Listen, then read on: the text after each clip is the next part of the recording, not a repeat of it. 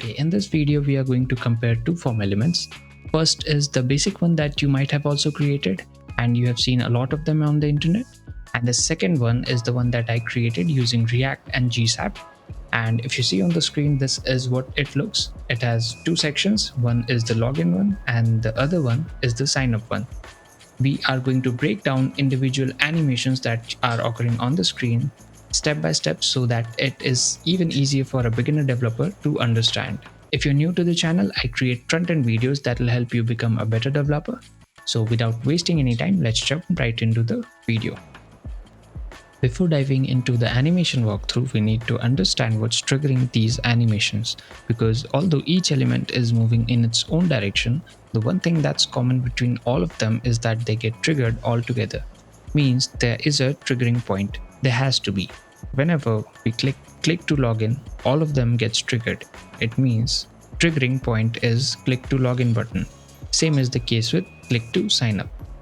So just by giving a little bit of thought, it can be deduced that if we set use state that changes whenever either of the button is clicked, it will trigger all of the animations.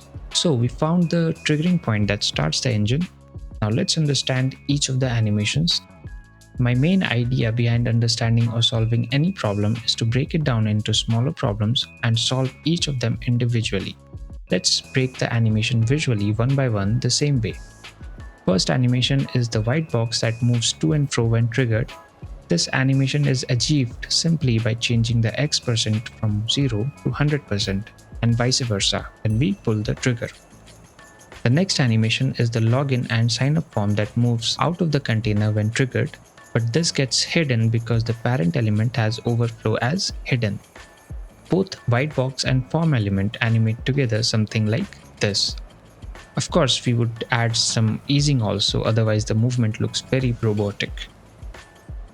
Next is the text scrambling effect that we discussed in the previous video. If you haven't watched, I would highly recommend you to watch it. We can just register the plugin and use text scramble to our needs. After that, the subtitle has simple fade animation that can easily be achieved by changing the opacity from 0 to 1. All of these animations together look something like this. Now that's how simple it is when you break down animations into more simpler steps. So this was it for today. I'm planning to do more videos like this.